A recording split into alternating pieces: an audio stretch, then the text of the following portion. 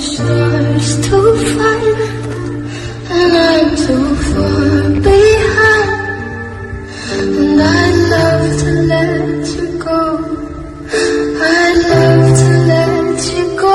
You're all that's on my mind. Hey guys, good morning. Have fun guys. There you go gang, enjoy yourselves. We'll chat with you in a bit, cheers. I love how cute this group is. It's like a nice little personal, little hangout sesh. Everyone's got their phones out. Hi, come talk to us. Experience. Don't you need to record. Hello. Hi. All right. You guys want to ask us some questions? Do you want us to sit up here and banter for 30 minutes? Because we could also do that. I say some questions. I say some, but it makes it, yeah. Usually somebody's on stage with us and they're like monitoring their questions, things like that. So we just go over there. Yeah, just go to the little mics over there and ask some questions. Yes! Thank you. I mean, in reality, you could probably just say it, because it's like, Too late. Yeah. Let that go later, go home, Testing, cool. So believe it or not, I'm a new Riverdale fan, so I'm like 2 episodes in. So I'm gonna ask a question from another show. It's directed to Vanessa. Oh, wow. Okay. My babysitter's a vampire. Yes. Yeah. We got left on a major cliffhanger. Did they ever tell you what happened or was supposed to happen? No, see, they never told us what was supposed to happen. Basically, the show was supposed to come back. So it just kind of, it seems so morbid that Disney Channel ended it after a big explosion. It makes it seem like we all died. Oh my God. Yeah, but basically the show was supposed to come back and the ratings were awesome, so it had nothing to do with that. It was because the Canadian production company didn't want to sell it for the amount the American production company was offering it for. But it's so funny because it was like last year, I think we're still alive because last year they were pitching it to Netflix to bring back another movie, My Babysitter's a Vampire, and the producer called me about it. But yeah, so I mean there's hope that there could be just like another revamped movie. I think Sarah would be like overseeing a younger group of kids. I don't think it would be like the same thing. I think it'd be like a new generation, but yeah, it's definitely a cool idea. Well, you should do it. I would. Thank you. Thank you. I know, it was so dark. I love My Babysitter's Vampire. Hi.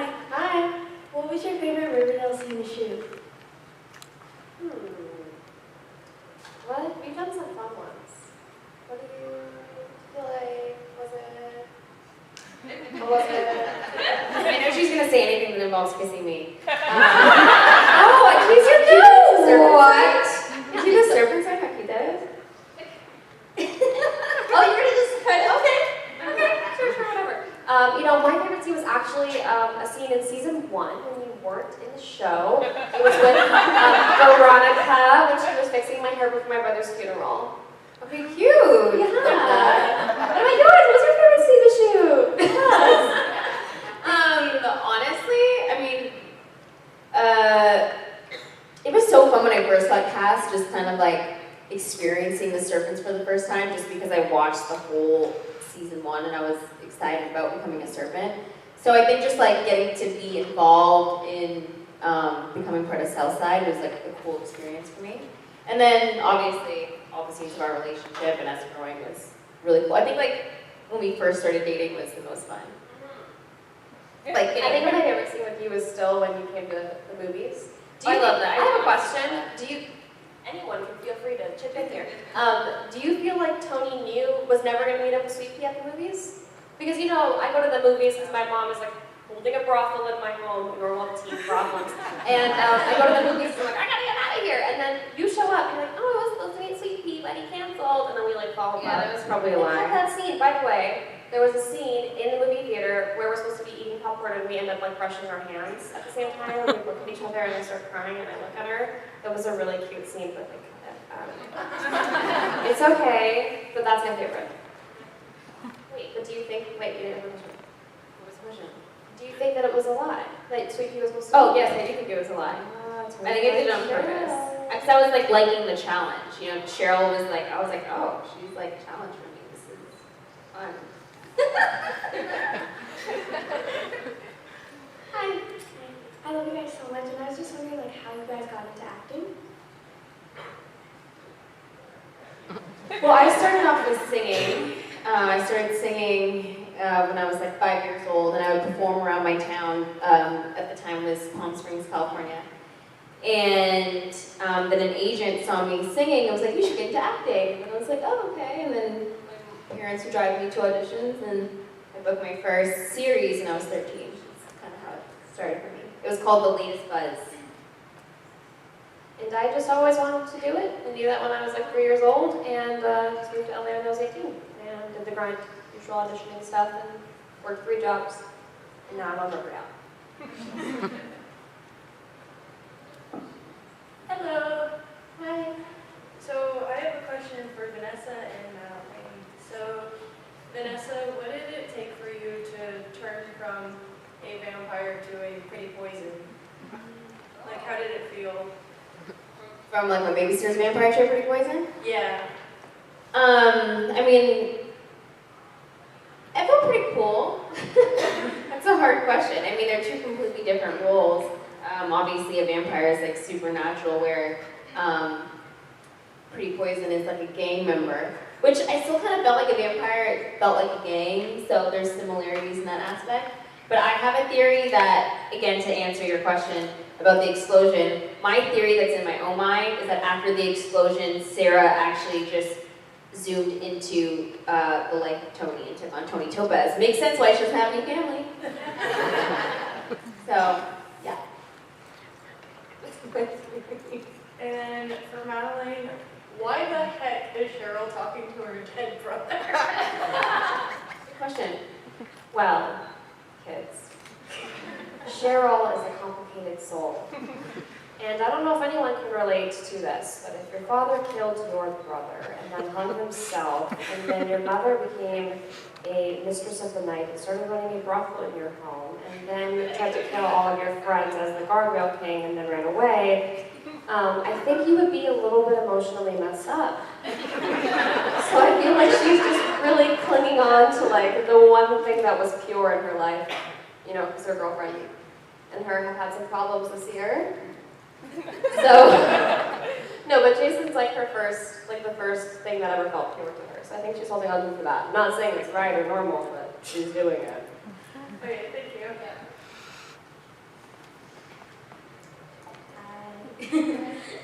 I wanted to know if you girls knew since the beginning you were going to be a couple, and if not, what was your reaction? How did you feel shooting me?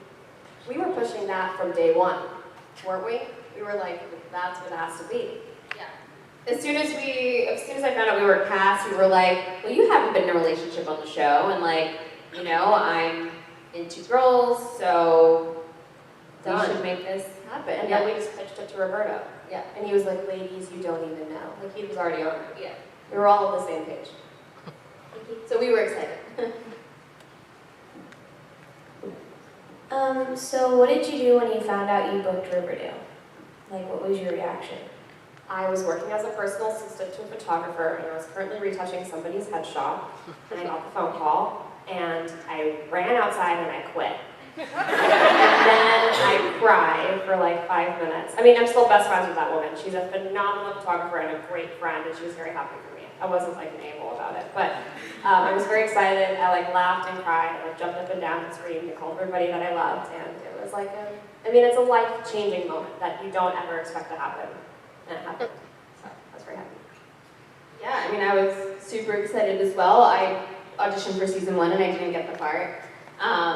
And when I got the call saying I got the part for season 2, I was filming Shannara Chronicles at the time, and I was in my trailer, and I was same thing, jumping up and down. I called Madeline and my family, and I was just super excited that was going to be the next chapter. Okay, thank you. Anybody else in this audience want to ask us some questions? You guys just want to look at us? Sounds like that's the consensus. Do you guys want to know anything? You don't have to get up. You can yell from your chair. Yeah, if you don't feel like getting up. I mean, like, honestly, why would you have a microphone so you can all hear us, right? Right? I mean, like, is this a little bit more intimate if we just talk to you? What do you, yeah, there we go, that's easy. When you have like a bad day or something, is there something that you do? When you have like a bad day or something, like, is there something you do to like pep yourself up or, you know, get you through a long day or something? I love to drink tea, so I'll make myself a nice little tea, and I'll draw myself a bath, and light my candles, and read a good book, like essential oil diffusers on, call a girlfriend, have a little rant sesh, call my boyfriend, and then like, you know, go to sleep. Honestly, I really love those self-help poetry books, like Milk and Honey, Whiskey, Words, and a Shovel. I love all those. Mhm.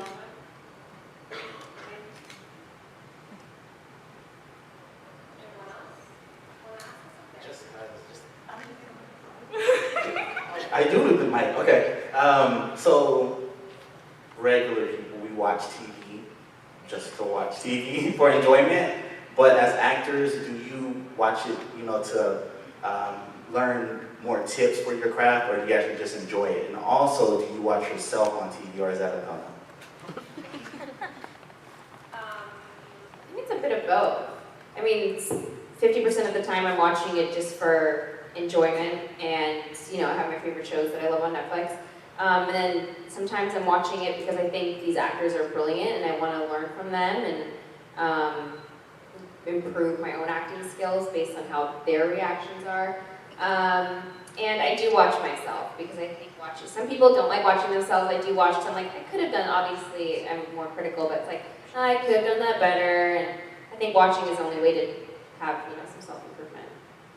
I co-sign everything she just said. I mean, like, yeah, I think you kind of, a lot of actors don't watch themselves, which I find very interesting. You have to remember, like, you need feedback in your job to know what you're doing well and what you can improve on, and I think that's so important. Like, constructive criticism is so important, but you're your harshest critic. So if you go and you watch yourself, you're like, okay, what I thought was reading here, what my intention was, didn't read the way it should have, what can I change next time? So I think it's important to, even if it sucks, like, I don't enjoy it, like, I'm like thinking of how many things I want to cut off or whatever when I'm watching the screen, but it's like you just kind of grow from it and you have to learn. And also, I love watching TV, but I don't enjoy watching scripted television as much because I always have this like actor brain on all the time. So I watch a lot of reality or like Food Network. It's true. Reality is a guilty pleasure of mine for like when it comes to like fully enjoying. Fully enjoying, brain yeah. fully turned off. Yeah, brain reality turned off. of the world. Yeah. But what shows do y'all watch? What shows do you watch? Millionaire Matchmaker. We used to watch that. We used to watch We used to Millionaire watch Matchmaker her. all the time, like obsession, like following her on Twitter, like literally, like backing up. This was like 4 years ago. I love Chopped. Anything food related I like. I love Say Yes to the Dress. I was watching that this morning. 4 Weddings was on, so I was watching that one. I love Ozark. Pumpkin Wars. Oh, Ozark. Yes, love Ozark. Dirty John was really good. Dirty John Dirty was John was so good. good. It's a really binge-worthy show, and it's a true story. I love that.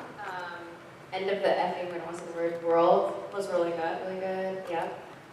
There's the new season of Black Mirror. Do you guys watch Black Mirror? So I'm on the second episode of it, and I'm not loving it as much as I usually do. So I'm skeptical. No. Did you watch Bandersnatch? Did you guys watch Bandersnatch? Anyone? I didn't love Bandersnatch. Oh, You loved didn't it? love Bandersnatch? I didn't. That is the future of television. If you don't know what it is, I think it is the future television. it is like a choose your own adventure. So it's like video game meets what like enjoying entertainment. So you pick what happens to your characters. I think that's what we're going to be filming in 10 years' time. I truly think so. It's gonna take a lot more time to film though, because you have to film all the like All of the turn right, options. turn left. Yeah. It's going to be like a 10-month show turns into like a 4-year show. Yeah.